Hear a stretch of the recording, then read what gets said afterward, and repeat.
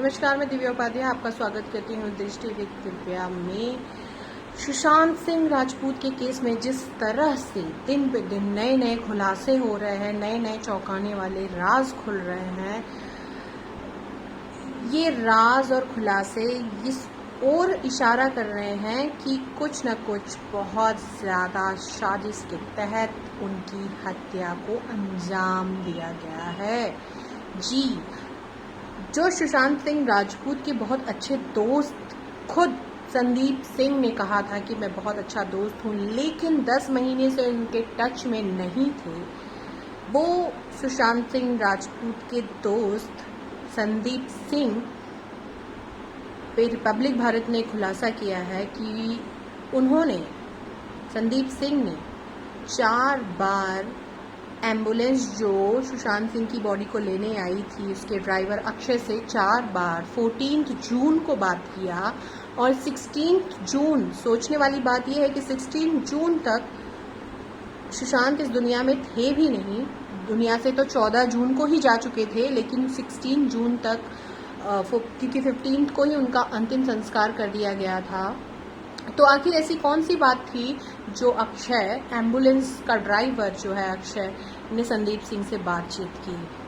संदीप सिंह सबसे बड़े शक के घेरे में तभी आ गए थे जब सुशांत सिंह की न्यूज़ फैली थी कि उन्होंने सुसाइड कर लिया है। सबसे बड़ी बात, इस न्यूज़ को स्प्रेड करने वाला जो भी पहला बंदा होगा, जो भी पहला पर्सन होगा, वो भी शक के घेरे में, और सीबीआई को उससे भी पूछताछ करनी चाहिए कि इसको कैसे डिक्लेयर कर दिया कि उन्होंने सुसाइड किया है। क्योंकि हम सब लोगों ने जिस तरीके से फोटोज देखी है, फोटो को देखकर कहीं से भी नहीं लगता कि सुशांत सिंह राजपूत ने अपनी जान ली है, फांसी लगाई है। लेकिन अगर आपको ध्यान होगा, अगर आपको याद होगा, तो सारे टीवी न्यूज़ चैनलों ने ये डिक्लेयर कर दिया था, उन्होंने ये चीज़ को श्योर मान लिया था कि सुशांत सिंह राजपूत ने आत्महत्या कर ली है, बिना उस बात की तह तक पहुंचे हुए। क्योंकि पुलिस ने ही, महाराष्ट्र पुलिस ने ही डिक्लेयर कर दिया था कि ये एक सुसाइड केस है।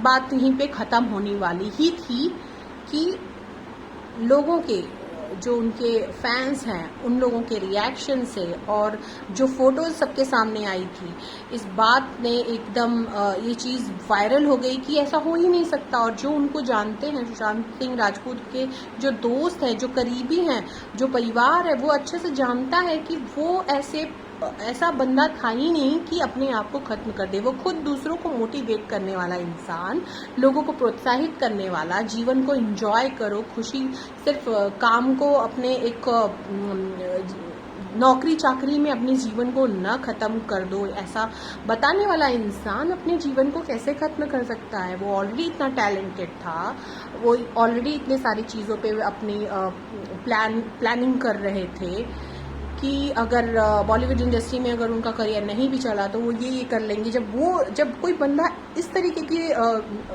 तैयारी करता है, तो कहीं से भी वो अपनी जान ले, ऐसा हो ही नहीं सकता। दूसरी बात की तो रही उन लोगों की जो उनको जानते थे, लेकिन अगर एक पहले व्यूअर्स या फिर उनके फैन के नज़रिए से उनकी फ़ोटो पर नज़र डाली जाए, तो फ़ोटो भी चीख कर यही बयां करती है कि उस दिन उनके साथ बहुत कुछ घटित हुआ था। क्योंकि उनकी बॉडी, उनके जो गले पे मार्क्स थे, जो यहाँ पे स्पॉट पड़ा था, सब कुछ बयां करता है कि कुछ तो उस दिन बहुत गलत हुआ और ये एक सुसाइड नहीं है।